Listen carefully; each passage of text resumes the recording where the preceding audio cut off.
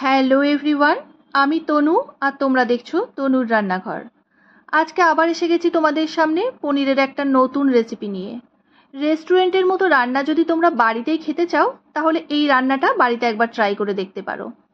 এই রান্নাটা করার জন্য প্রথমেই আমি একটা কুকার নিয়ে নিয়েছি আর কুকারের মধ্যে আমি দুটো বড় সাইজের পেঁয়াজ এখানে দিয়ে দিলাম।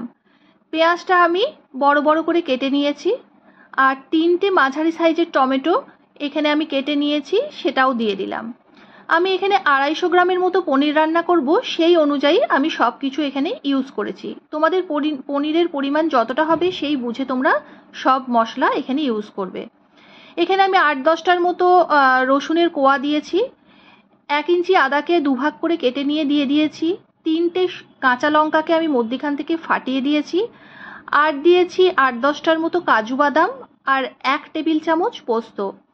তোমরা এখানে আলমন্ড বাদামও ইউজ করতে পারো। আর দিয়ে দিচ্ছি গোলমরিচ। কাঁচা লঙ্কাটা আর গোলমরিচটা তোমরা যেমন ঝাল খাও সেই বুঝে দেবে। আর এখানে দেখো আমি একটা ছোট এলাচ, একটা বড় এলাচ আর দুটো লবঙ্গ ইউজ করেছি। আর দিয়ে দিচ্ছি একটা তেজপাতা, পরিমাণ মতো নুনটা আমি একবারেই দিয়ে দিলাম। পরে যদি কম হয় সেটা আমি মুখে দিয়ে দেখে তারপর ইউজ করব। আর দিয়ে দিলাম চিনি। চিনি কিন্তু অতি অবশ্যই দিতে হবে, পনিরে চিনিটা কিন্তু ভালো লাগে। আর দেখো এবারে আমি হাফ কাপ দুধ, বড় কাপের হাফ কাপ দুধ এখানে ইউজ করছি।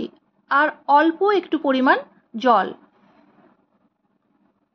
এবারে এর মধ্যে আমি দিয়ে দেবো একটু বাটার আর দিয়ে দেবো দুটো শুকনো লঙ্কা। এবারে একটু ভালোভাবে নেড়ে চেড়ে নিয়ে আমি এখানে গ্যাসের ফ্লেমটা হাই করে একটা সিটি দিয়ে নেবো। আর তারপরে গ্যাসের ফ্লেমটা একদম লোতে করে আমি আরও 10 মিনিট রান্না করবো। 10 মিনিট পর দেখো আমি নামিয়েছি।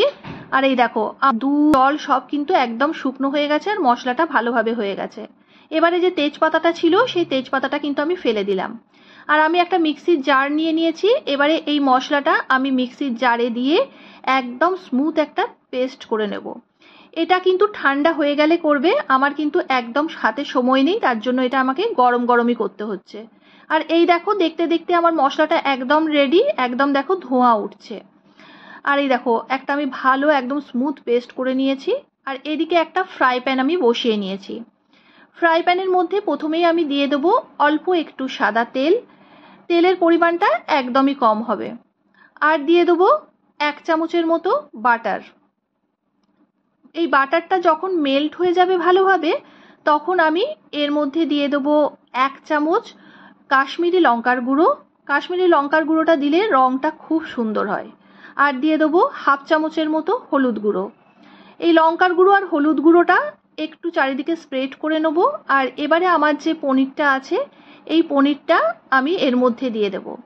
এই লঙ্কা আর হলুদের মধ্যে পনিরটা দিলে পনিরের কালারটা কিন্তু দারুণ আসে। আর এইভাবে পনিরগুলো দিয়ে আমি 2 থেকে 3 মিনিট পনিরটা ভালোভাবে ভেজে নেব।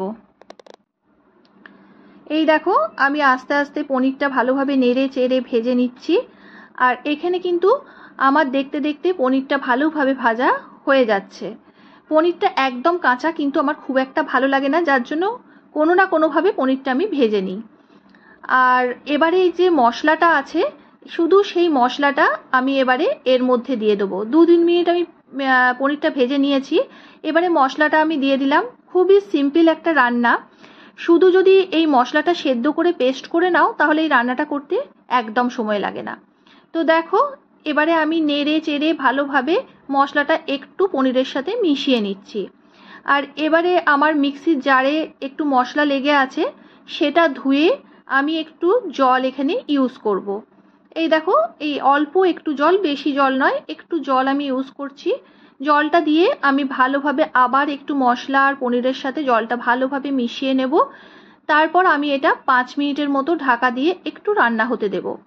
আমাদের বেশিক্ষণ এটা কষানো বা রান্না করার দরকার নেই, যেহেতু আমার মশলাটা অলরেডি কুকারে আমি ভালোভাবে রান্না করে নিয়েছি, তাই এটা হতেও বেশিক্ষণ লাগবে না বা মশলা থেকে কোনো কাঁচাও গন্ধ উঠবে না। দেখো দেখতে দেখতে কিন্তু আমার পনির একদম রেডি। এবারে আমি ওপর থেকে দিয়ে দেবো অল্প একটু কাসুরি মেথি। কাসুরি মেথিটা আমি একটু হাতের সাহায্যে একটু ঘষে নেব যাতে কাসুরি মেথির গন্ধটা ভালো আসে। আর এই দেখো আমি একটু হাতের সাহায্যেই একটু ঘষে নিয়ে আমি কসুরি মেথিটা এখানে দিয়ে দিচ্ছি। আর 1 চিমটির মতো আমি এখানে গরম মশলার গুঁড়ো ইউজ করব। যেহেতু গরম মশলা আমি আগেই কুকারে একসাথে দিয়ে নিয়েছি, তাই বেশি গরম মশলা আমার ইউজ করার প্রয়োজন নেই। 1 চিমটির মতো গরম মশলা ইউজ করলেই হবে। এবারে নেড়ে চেড়ে নামিয়ে নিলেই একদম রেডি পনিরের এই রেসিপি। তো দেখো তোমাদের এই লুকটা কেমন লাগছে। এটা কিন্তু তোমরা নান, রুটি বা পোলাও সব কিছুর সাথেই খেতে পারো। তো চলো আজকের মতো এই পর্যন্তই। যদি তোমাদের এই রেসিপিটা ভালো লেগে থাকে তাহলে প্লিজ আমার চ্যানেলটাকে সাবস্ক্রাইব করে আমার পাশে থেকো। টাটা।